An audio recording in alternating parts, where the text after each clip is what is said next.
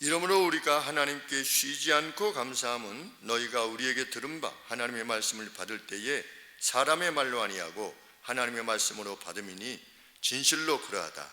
이 말씀이 또한 너희 믿는 자 속에서 역사하느니라.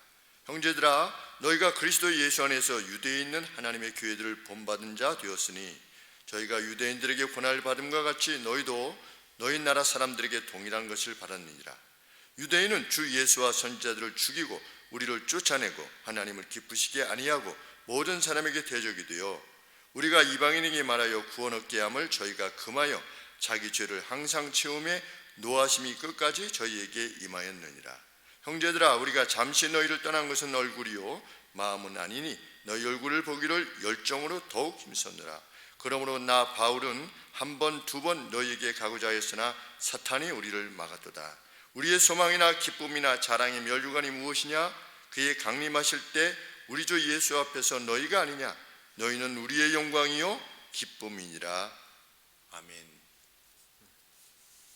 데살로니가 교회로부터 바울 일행은 이기적인 동기를 가지고 행하고 있다라고 하는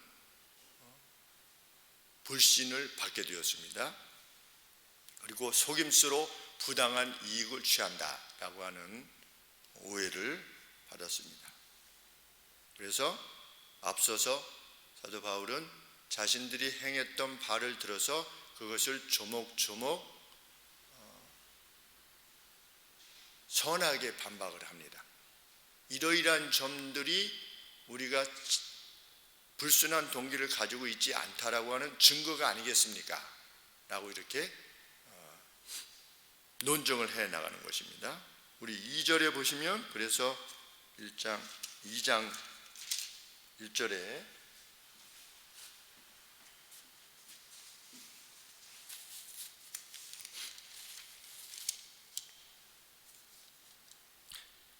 하나님을 힘입어 많은 싸움 중에 하나님의 복음을 당신들에게 말하였습니다. 많은 싸움 중에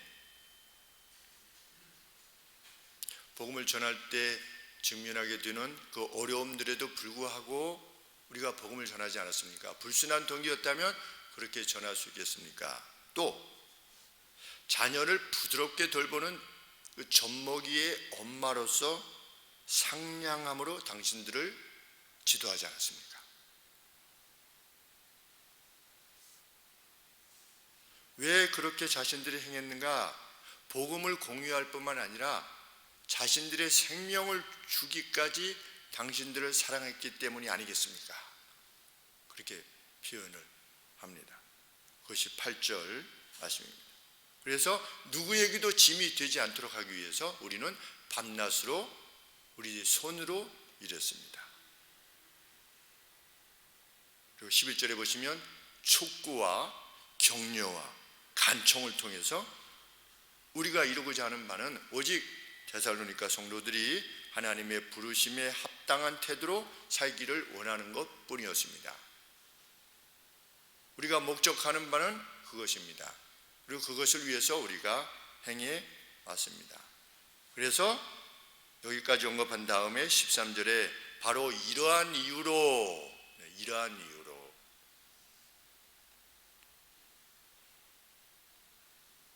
한없이 기뻐합니다. 왜? 목적이 무엇이기 때문에? 부르신 하나님의 부르심에 합당하게 살아가기를 원하도록 하는 것이 자신들이 복음을 전했던 이유인데, 그 이유대로 성도들이 정말 그렇게 살아간 겁니다. 그렇기 때문에 한없이 기뻐서 기도할 때마다 하나님 앞에 내가 항상 감사하게 됩니다. 왜? 우리가 전한 복음이 당신들 안에 들어가서 역사해가지고 당신들의 변한 것, 이것이 그토록 기쁜 것입니다. 왜 기쁘냐?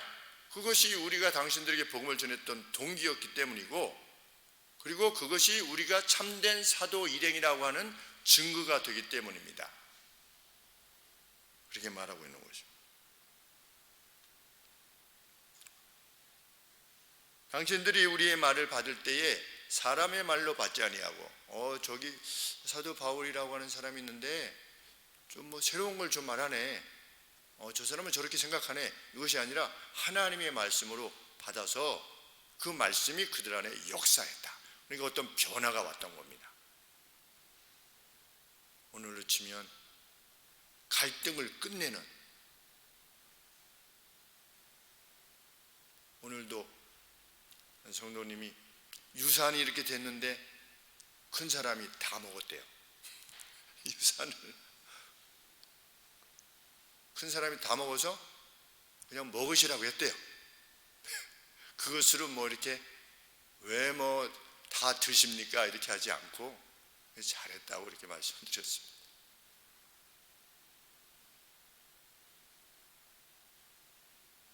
자신이 있는 것을 나눠주고 어떤 너그러운 사람이 되고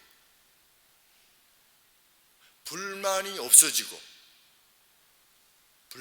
불평들이 없어지고 염려 없는 사람이 되고 내일 일을 염려하는 사람이 아니라 그저 내일이라도 하나님이 그냥 부르시면 그냥 가면 천국이다 라고 하는 기쁨으로 오늘을 더 충실하게 사는 사람으로 데살로니가 성도들이 변한 겁니다. 그래서 하나님의 말씀이 13절 하반절에 보시면 당신들 믿는 자 속에서 역사하느니라, 기뻐하지 않을 수가 없다. 만약에 우리가 불순한 동기를 가지고 있다면 이것을 기뻐할 수 있겠는가?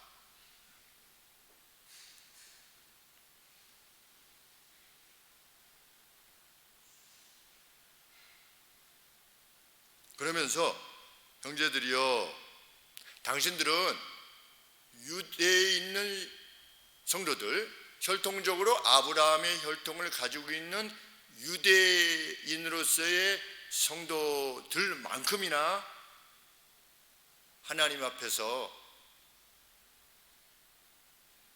동일한 하나님의 권속이요 하나님의 백성입니다. 이렇게 데살로니가 성도들을 격려합니다. 당신들이 그 안에서 보여준 변화, 그리고 교회들이, 하나님의 교회들이 당하고 있는 이 핍박을 당신들이 감내하면서까지 지금 복음을 받아들이고 있는 것은 당신들이나 유대에 있는 교회 성도들이나 동일하게 하나님의 백성이라고 하는 분명한 증거가 됩니다 라고 이렇게 격려하고 있는 것입니다. 왜? 유대인 그리스도인들은 혹은 그리스도를 섬기지 않는 유대인들이 당신들에게는 구원이 없다 이렇게 말하기 때문입니다.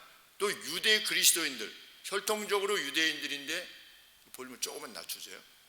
혈통적으로는 유대인들이면서도 그리스도인들은 자신들이 조금 더 그리스도인들 중에 조금 더 나은 사람들이라고 생각을 한 겁니다. 왜? 자기들은 아브라함의 혈통이니까. 그런데 사도 바울은 그것이 아니라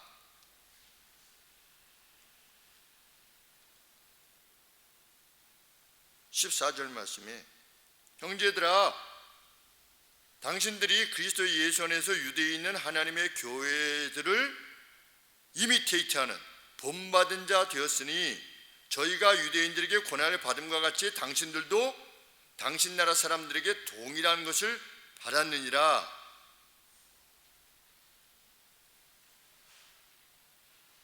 그러므로 어떻다는 겁니까? 참 하나님 앞에서 동일한 영적 이스라엘이라는 것이죠. 이 점에 있어서 확신을 가지고 되기를 원하는 것입니다. 왜? 유대인들은 자꾸만 자기들이 뛰어나다라고 말하니까.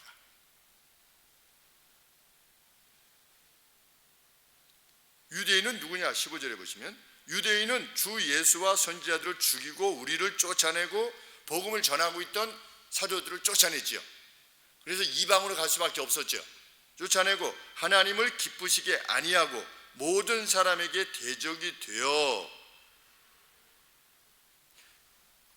그 사람들이 아브라함의 혈통을 지녔다고 해가지고 더 하나님으로부터 편애를 받는 존재일 수 없다라고 하는 사실을 밝히고 있는 것입니다.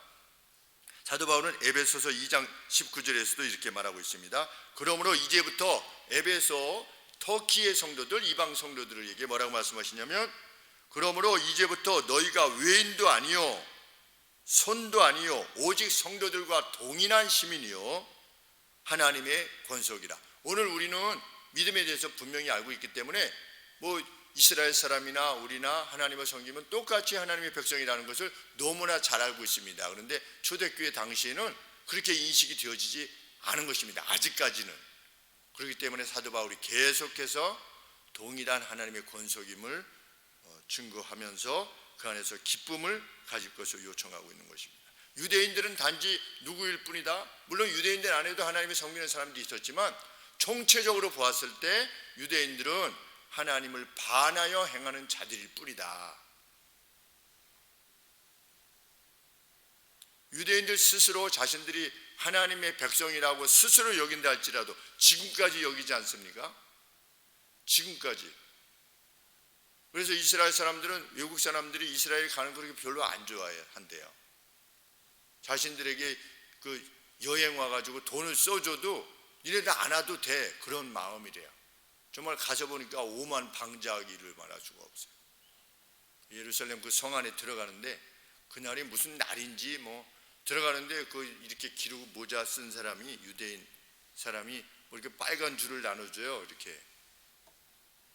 그런데 다 나눠주는 게 아니라 무슨 실 같은 걸 이렇게 주면서 돈을 내놓으라는 거예요. 이렇게 가려고 했더니 주길래 그냥 뭐 들어가면서 주길래 그냥 받아가지고 이렇게 들어가려고 했더니 이렇게 붙잡는 거예요. 그래서 뭐냐니까 이거 뭐 좀 당신은 특별히 선택을 받은 거래. 내가 이거 빨간 거 주는 거니까 여러 사람이 들어가는데 그 중에서 내가 선택해가지고 이걸 주는데 이 뭘 안 내놓고 가냐고 해서 나 필요 없다고 해서 돌을 줬어요. 아주 오만불선하기가 이루 말할 수가 없어. 지금도 그러니 그때는 오직 했겠습니까? 이 바울 시대에. 그런데 이제 하나님에 대해서 조금이라도 인식을 가지게 된 데살로니가 성도들은 우리가 뭐 어렸을 때 저도 그랬지만 이스라엘 편에 있고 싶은 거예요. 뭐 이렇게 중동하고 막 전쟁을 하면 이스라엘하고 전쟁하면 이스라엘이니까 하나님 편에 있게 속겠거니 이렇게 해서 늘 이스라엘 편에 생각을 했었는데 실제로 가서 보니까 아주 나쁜 녀석들이에요. 오히려 팔레스타인 사람들이 훨씬 더 친절하고 아주 인간 냄새가 넘치고 자치령을 가보니까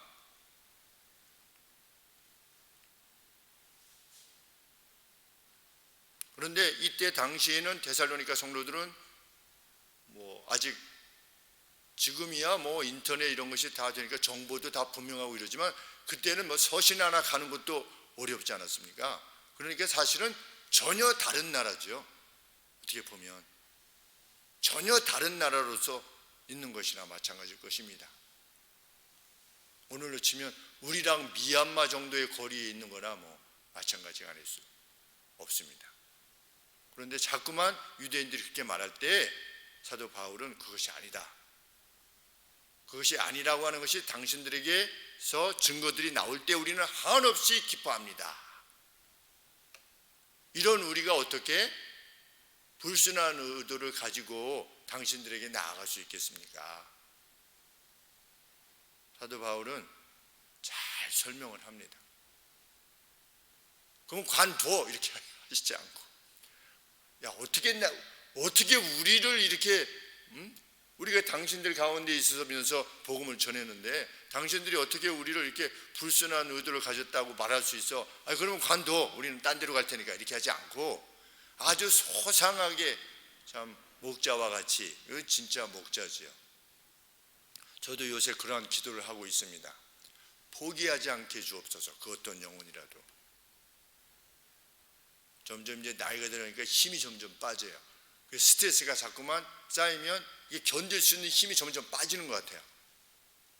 그래서 옳지 못한 방향으로 갈 때 어떻게 해서든지 막 이러려고 그러는데 그 힘이 점점 빠지는 것 같아요. 내가 어쩔 수 없지 않나 라고 하는 마음이 자꾸만. 그래서 잘 따라오고 이렇게 하시려고 하는 분에게 좀 더 힘을 그래도 여력을 좀 쏟아야 되지 않나 라고 하는 생각이 자꾸만 스물스물 들어오는 겁니다. 그래서 제가 하나님 앞에 그 누구의 영혼들을 포기하지 않도록 하여 주시옵소서. 하나님 저를 도와주옵소서. 마지막 순간까지 권하고 촉구하고 여기 사도 바울이 그렇게 하지 않았습니까? 촉구하고 권면하고 격려하고 마지막까지 그렇게 할 수 있는 목사가 되게 하여 주옵소서. 구하는 것이죠. 사도 바울이 그랬습니다. 참 이런 이야기를 하는 것이 사실 굉장히 슬픈 이야기죠. 하나님께 가까이 왔던 이들이 점점 멀어지는 모습을 볼 때, 그리고 그렇게 하나님을 찾으라고 그렇게 말씀을 드린데도 불구하고 그냥 떠내려가는 것 같이, 떠내려가는지도 모르면서 그냥 영혼이 연약해지고 쇠약해지고 이렇게 떠나가는 모습을 볼 때 실로 안타깝게 그지 없는 것입니다.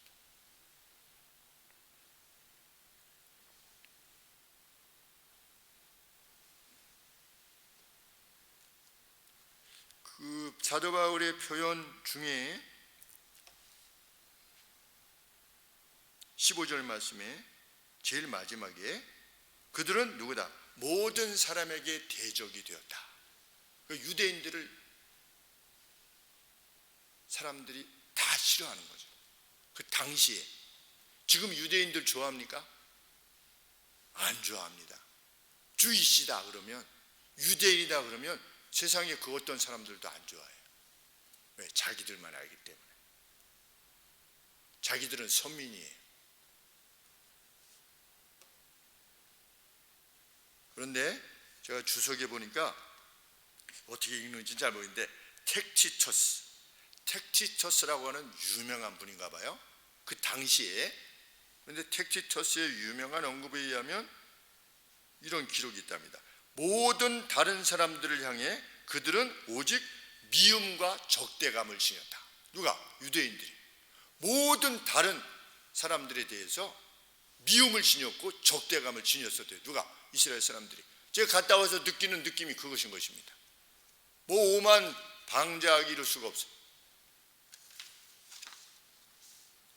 주 4세기에 크리스토톰이라고 하는 아주 유명한 안디옥 교회, 그러니까 시리아 쪽에 그 안디옥의 교부였던 크리스토스톰이라고 하는 아주 그 설교가 너무나 뛰어났던 분이라 이렇게 교회사적으로 알려져 있는데,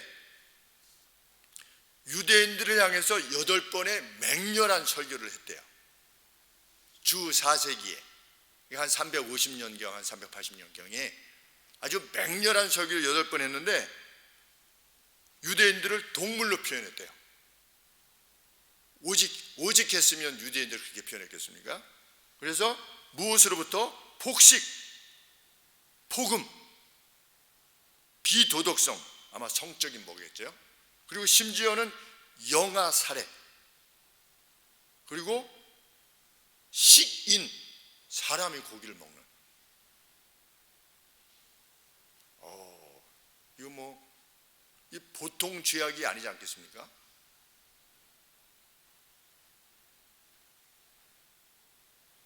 그러한 것들로 인해서 동물로 표현하면서 강력한 어조로 그들을 거칠게 고소하였다. 이제 8번의 설교를 통해서. 누가? 유대인들이. 당시에. 그 AD 4세기에도 그 정도였으니 예수님 시대에 예수님을 십자가에 못 박아라 막 조롱하고 사람이 찢겨 죽임, 못을 막 박혀가지고 찢겨 죽임을 당하고 있는데도 막 좋아하고 이런 모습이 연상되는 거죠.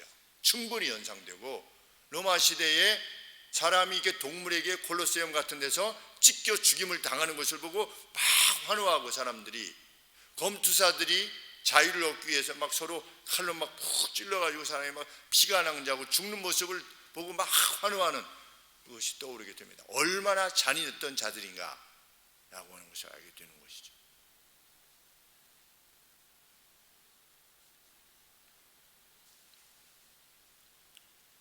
사도 바울은 유대인들이 당신들에 대해서 당신들은 이방인이요 뭐 크리스찬이라 할지라도 이류 크리스찬이요 라고 말한다 하더라도 개의치 말라.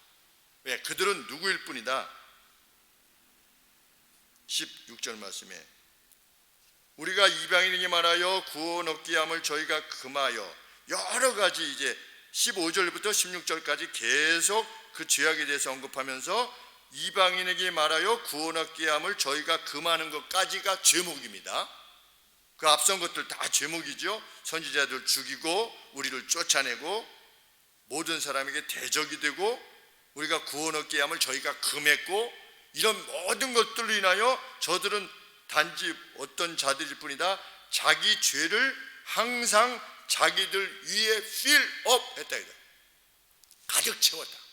가득 채워가지고 지금 하나님의 심판이 도래했다, 마침내 도래했다, 어라이브 했다라고 하는 단어를 사용합니다. 16절에 저희에게 임하였느니라, 지금 도래했다, 이런 표현을 씁니다. 그래서 주석의 창고에 보니까 만약에 이것이 이미 이루어진 것이라면 이 데살로니가 전서가 주후 한 51년경 기록되어진 것으로 여겨지는데, 만약에 이것이 이미 이루어진 것이라면 주전 45년부터 47년에 유례없는 대기근이 유다 땅에 임한 것입니다. 그것을 말하는 것일 수 있고, 하나님의 진노가 임했다라고 했을 때,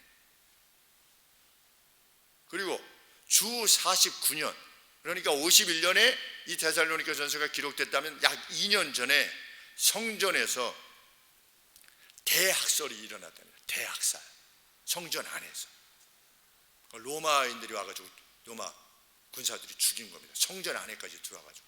누가 죽었겠습니까? 대제사장들, 제사장들, 그런 사람들이 죽었겠죠. 그러니까 이미 이루어진 것이라면, 이르렀다라고 했을 때 이미 이루어진 것이라면 그것이겠고, 만약에 그때가 아니라면 약 20년 뒤에, 제가 여러 차례 말씀드렸지만 AD 70년에 로마군에 의한 이스라엘의 대학살, AD 70년에 로마 기록에 의하면 120만 명이 죽었다. 인구수가 얼마 되지도 않는 그 나라에 120만 명이 살해당한 겁니다. 로마에 의해서.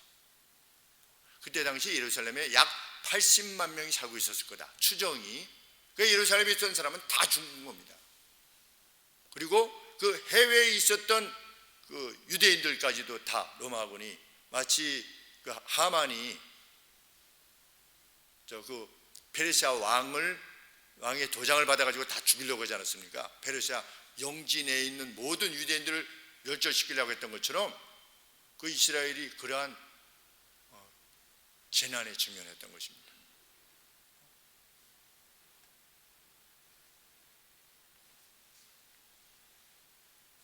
그러니 그것에 대해서 개의치 않고, 참 하나님의 백성이라, 유대인들은 그런 인물들일 뿐이다, 당신들이 진정한 하나님의 백성이다, 그것을 나는 기뻐한다, 이게 지금 언급하고 있는 것입니다. 그러면서 두 번째 17절에 부재에 대해서, 갑작스러운 부재, 그러니까 데살로니가로부터 떠난 겁니다. 사도 바울이 어디로 도망할 수밖에 없었는가? 베리아로 갈 수밖에 없었다. 근데 유대인들이 거기까지 쫓아갔다.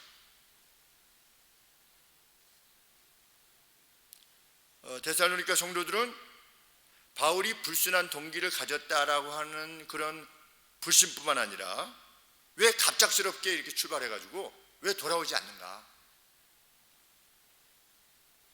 바울의 미복귀를 아주 비난한 겁니다. 그래서 그들은 어떤 불신을 가지게 됐냐면, 우리를 유기한 거 아니냐, 그냥 목자 없는 양같이 그냥 버린 거 아니냐, 아니면 우리를 잊은 건 아니냐, 아니면 돌아올 용기가 없는 거 아니냐 라는 식으로 사도 바울을 일행을 의심한 겁니다. 그렇기 때문에 사도 바울은 그것에 대해서도 설명한 겁니다. 앞에서는 불순한 동기에 대해서 변증한 것이고, 뒤에는 지금 자기 자신이 데살로니가로 돌아가지 못하고 고린도에서 편지를 쓰는 이유에 대해서 지금 밝히고 있는 것입니다. 그것이 17절 이하입니다. 먼저 바울이 밝힌 것은 무엇이냐? 자신들이 자의적 동기로 떠난 것이 아니다. 수동태를 사용합니다. 우리는 찢어내 짐을 받았다. 찢어내 짐을 받았다. turn away라고 하는 단어를 사용합니다. 이건 뭐냐면 여기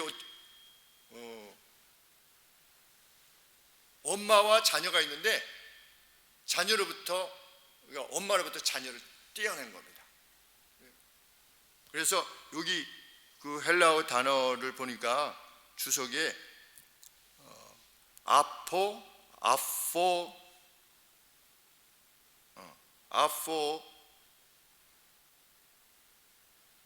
그러니까 올파니죠 이렇게 되어 있습니다.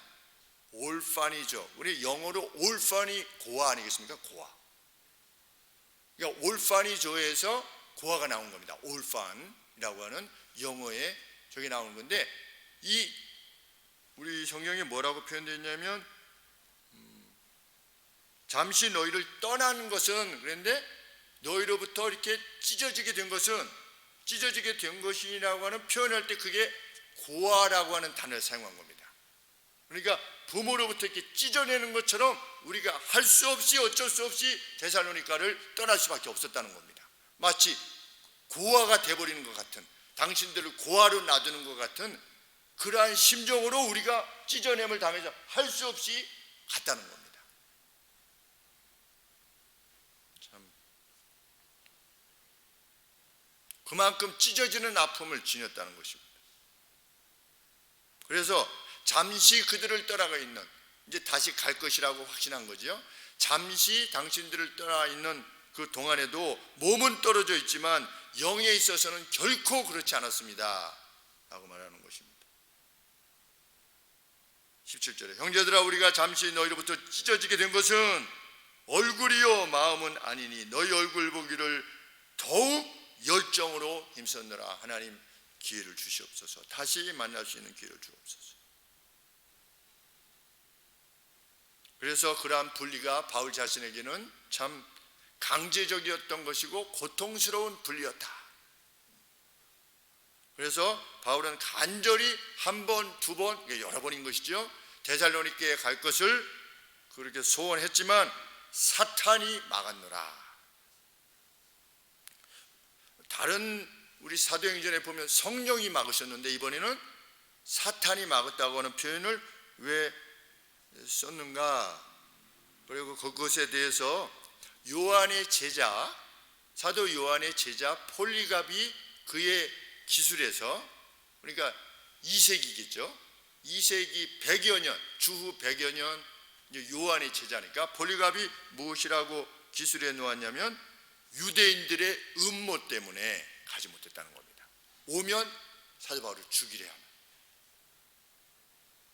뭐 이런저런 어떤 이론들이 있지만 그래도 가장 가까이에 있는 폴리갑이라고, 사도 요한의 제자니까 그 폴리갑의 기술이 가장, 그래도 뭐 몇 년 차이가 안 나니까 그것을 가장 가까이 받는 것이 합당하다고 여기셔서 제가 설명을 해드리는 겁니다. 유대인들의 음모 때문에 가지 못했다. 사탄이 우리를 막았다. 한마디로 말하면 이 부재는 우리의 의도한 바가 결코 아니다. 그러면서 바울은 묻습니다. 누가 주님이 도래하실 때에 우리의 소망이며 우리의 기쁨이고 우리의 큰 기쁨입니까? 이렇게 묻습니다. 그리고 스스로 대답합니다. 당신들만이 우리들의 기쁨이요 영광이지 않습니까? 이렇게. 그래서 사도 바울은 두 가지 증거를 대는 것이죠. 불순한 의도에 대해서, 의도로 말미암아 불순한 동기로 우리에게 왔었다라고 말하는 것에 대해서 설명하고, 이렇게 설명하고, 또 왜 그가 안 오느냐 하는 것에 대해서도 또 설명을 합니다. 그러나 믿지 않기로 결정한 사람들에게는 아무리 설명해도 소용이 없습니다. 우리 그렇지 않습니까? 아무리 설명을 해도, 이미 마음이 떠난 사람은 아무리 잘 설명해도 합리적이질 않아요. 참 인생을 살아보면 그러합니다. 이렇게 해서 이렇게 되지 않습니까? 그러면 그게 합리성을 지니고 있으면, 아 그렇구나, 받아들이는 사람이 지혜로운 사람인데 한번 이 뭔가 이렇게 뒤틀려 버리면 아무리 설명을 해도 그걸 받아들이지 않는 겁니다. 그런데도 불구하고 사도 바울은 설명하는 겁니다. 그것이 목자입니다. 데살로니가 성도들이 이 편지에 대해서 어떻게 반응했는가 우리는 알 수 없습니다. 데살로니가 후서를 쭉 살펴봐도 어떻게 반응했다는 표가 없습니다.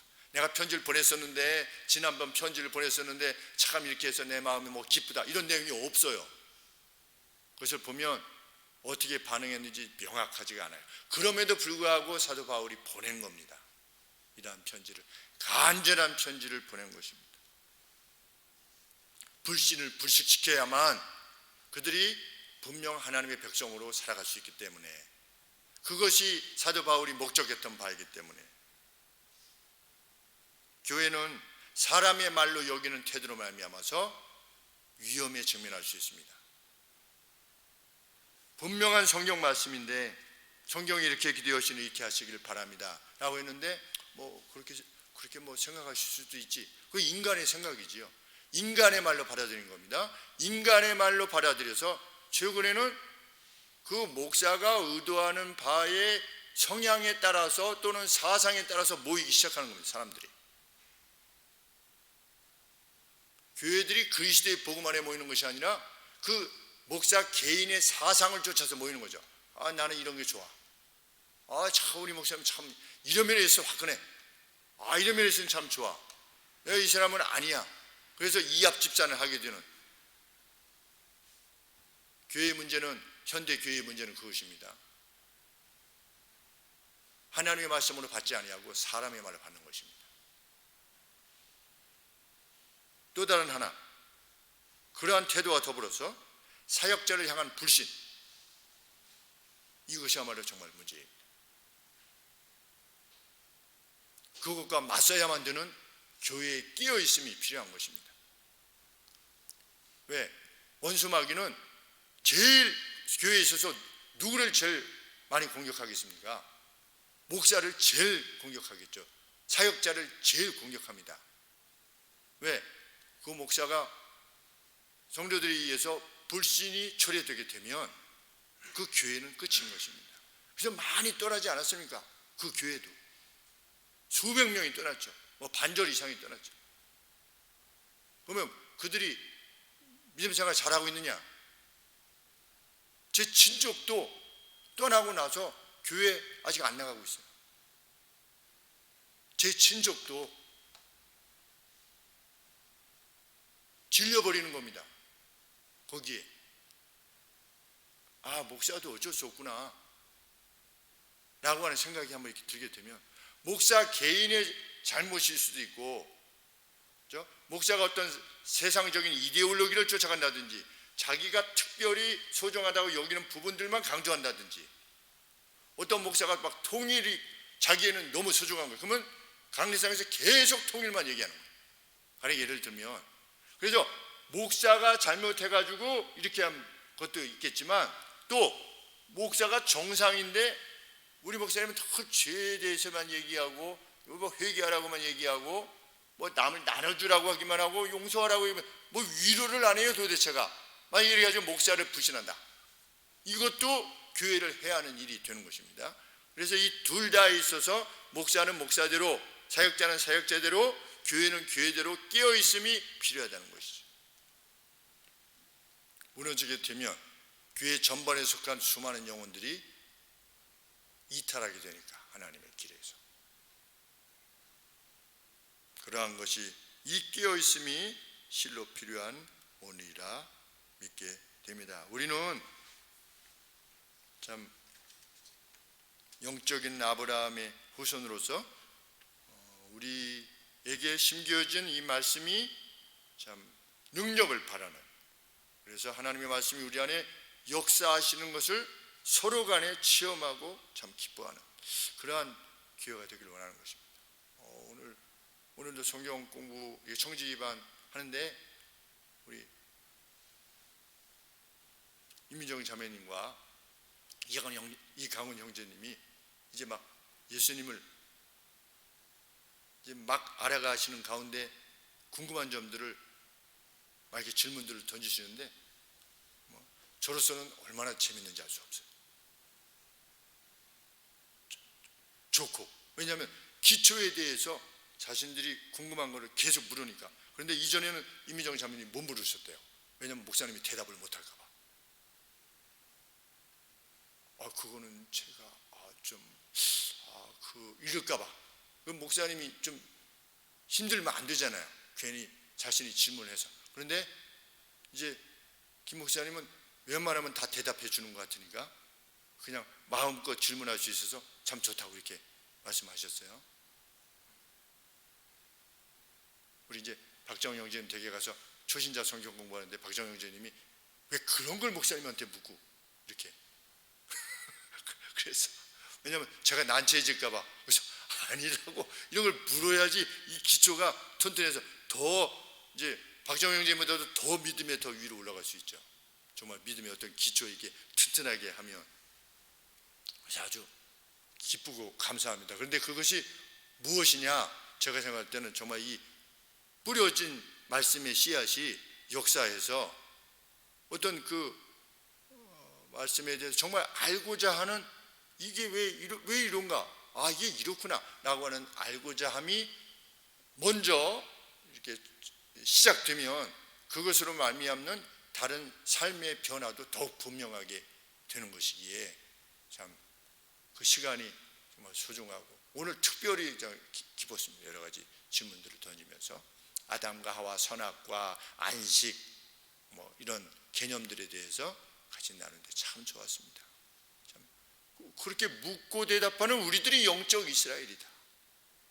그리고 그것이야말로 하나님이 우리 안에 역사하시는 증거다. 사도 바울이 하시는 말씀하고 똑같은 겁니다. 특별히 더 섬겨가지고 그냥 무슨 하는 뭐가 이렇게 오고 이런 게 아니라 우리가 이렇게 행하는 것이 하나님 안에서 진실히 행하는 것입니다. 기도하시겠습니다. 하나님, 데살로니가 성도들에게 주시는 사도 바울의 간절한 호소, 그리고 그들에 대한 격려, 우리를 향하신 하나님의 말씀의 내용이라 저희들 믿습니다. 특별히 하나님, 우리는 이미 말씀 안에서 이 모든 것들을 귀하게 배웠습니다. 그 말씀이 우리 안에 역사할 수 있도록 우리를 도와주시고 그 기쁨으로 충만케 해주시고, 참으로 감사한 것은 복음으로 인한 눈에 보이는 핍박을 우리가 받지 않은 채 이렇게 자유롭게 하나님을 섬길 수 있게 해주셔서 정말 감사합니다. 아시아 쪽에 정말 한 나라일 수밖에 없는 저희의 이 대한민국, 하나님 기도로 세워진 이 나라 하나님 지켜주시고 하나님 말씀 안에서 정말 행할 수 있는 저희 되게 하여 주시사 저희들로 인하여 땅을 불쌍히 여기시는 하나님의 역사가 있게 되기를 아버지 앞에 간절히 소원합니다. 예수님의 이름으로 기도합니다. 아멘.